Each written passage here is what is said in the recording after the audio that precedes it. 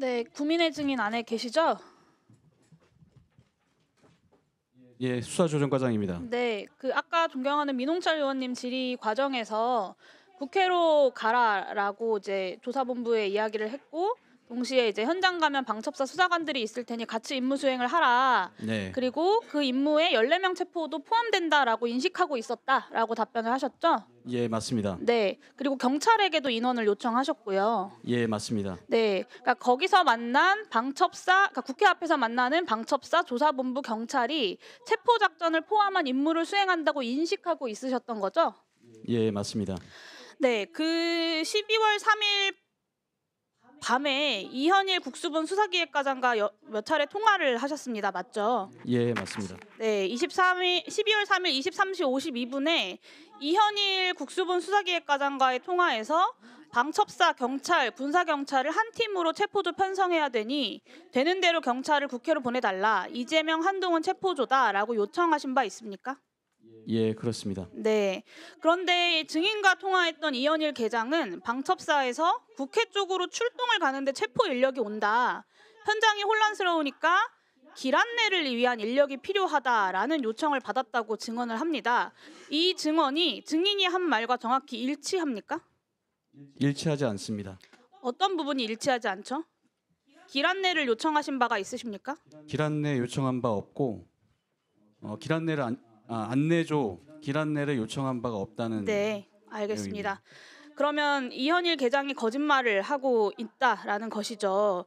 상식적으로 경찰에게 길 안내를 요청한다라는 것이 좀 잘 납득이 되지 않습니다.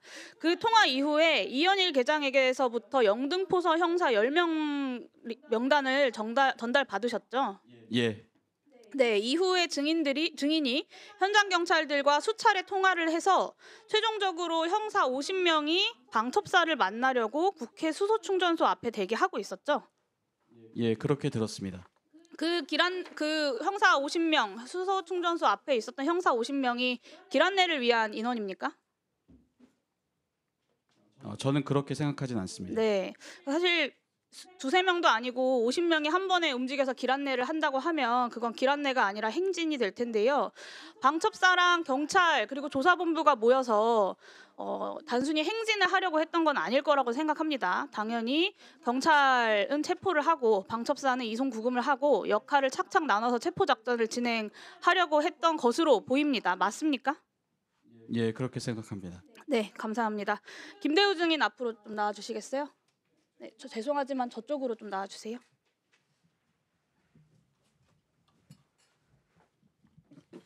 네, 김대우 전 방첩수사단장입니다. 네, 비상계엄 당일에 그 체포 대상이 되는 주요 인사 명단 누구로부터 받았습니까? 계속 진술해 왔는데 여인영 사령관이 장관님으로부터 전화를 받았다. 네, 방첩사령관으로부터 전달받은 거죠. 국방부 조사본부에 국회로 출동해달라라는 요청은 누가 했습니까? 국방부 조사본부로 출동해 달라는 얘기는 사실은 국방부 조사본부로 그러면 수사관들을 보내달라, 체포조를 보내달라라는 요청은 누가 그것은 했습니까? 여인영 방첩사령관이 조사본부로 100명, 경찰 100명 수사관을 네. 요청했다. 방첩사가 한 거죠. 예. 그리고 B1 벙커나 뭐 미결 수용실을 비롯한 구금 시설 점검은 어디서 했습니까? 방첩사령관이 밑에 있는 군사기밀수사실장에게 직접 지시했습니다. 네, 그것도 방첩사에서 한 겁니다. 체포하라고 지시한 적 없다. 직접 가서 체포하는 건 절대 안 된다라고 했다라고 이제 지난번에 증인이 국회에서 증언을 하셨어요. 용어가 그렇다는 말씀. 네, 저는 그 증언이 위증이라고 생각하지는 않습니다. 방첩사 입장에서 수사기관이 있는데 뭐 민간인을 같이 출동해서 전반적인 체포 작전을 하면 되는 거지 꼭 직접 체포할 리스크를 질 필요는 없다라고 판단했을 수 있을 것 같아요. 근데 문제는 그렇다고 하더라도 이전에 우리가 구금시설 확인과 그리고 경찰과 조사본부에 이제 수사관 요청하고 그리고 명단을 받았다. 이 명단을 누가 줬냐에 있어서 체포 명단 구성부터 체포조 조직 그리고 구금시설 확보까지 체포와 이송과 구금의 전 과정을 방첩사가 주도했다라는 사실은 달라지지 않습니다. 맞죠? 네, 그것을 부인하고 싶지는 않습니다. 네. 증인 혹시 헌법재판소 9차 변론 보셨습니까? 못 봤습니다. 네, 그 화면을 보시면 넘겨주세요. 네, 이게 피청구인 윤석열 측에서 변론을 하면서 제시한 화면입니다. 보시면 여인영 사령관은 집중하라고 지시하였을 뿐이고 이것을 김대우가 부하들에게 집중해서 체포하라라고 지시한 거다. 그러니까 여인영이 체포하라고 한 것이 아니라 김대우가 한 거다. 이게 피청구인 윤석열 측의 변론입니다.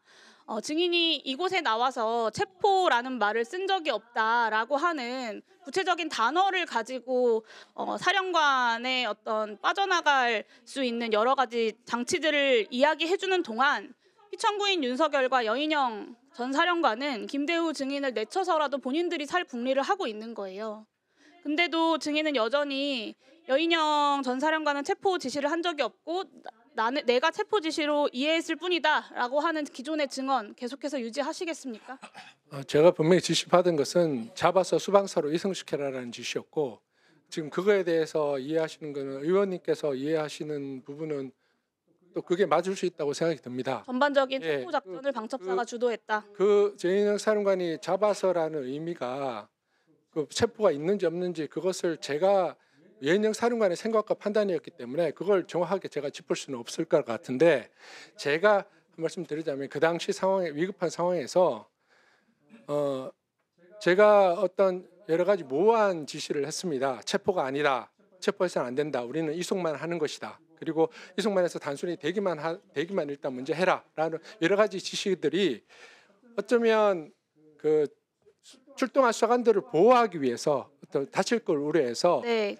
할 수 있었던 어떻게 보면 복정과 항명의 경계선을 오가면서 취할 수 있었던 최선의 조치였다는 말씀을 그 드리고 싶습니다. 증언이 저는 거짓말이라고 생각하진 않지만 그 증언이 사실이라고 한다 하더라도 방첩사가 정치인 체포 작전을 총괄하고 주도했다라고 하는 사실은 변하지 않는다라고 말씀드렸고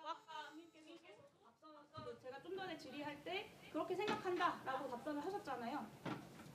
네, 뭐 그 정치인을 체포한다는 용어 자체가 좀 그랬고 저는 명단 자체가 계엄 사범으로 인식을 했었습니다. 체포해서 국회 기능을 마비시키는 것은 그거 자체로가 중차대한 북한 문란이고 내란죄 구성의 핵심입니다. 이 과정에서 체포 작전의 책임자는 내란의 주모임사자 사건을 밖에 없는 거고 여인영 사령관과 육박을 보이는 계속해서 국민에게 책임을 받기라고 하고 있는 거예요.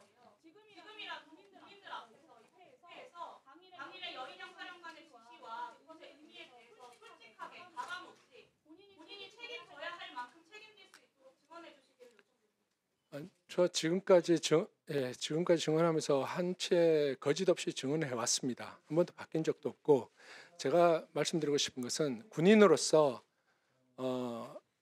대통령님께서 방송에서 비상계엄을 선포하셨고 그런 합법처럼 여겨지는 아주 긴급한 상황이었습니다. 그런 상황에서 당황할 수밖에 없는 명령이 떨어졌고 거기에서 제가 취할 수 있는 어떻게 보면 좀 전에 말씀드렸다시피 복정과 항명의 경계선에서 제가 취할 수 있는 최선의 행동을 취했다고 저는 생각하고 있습니다.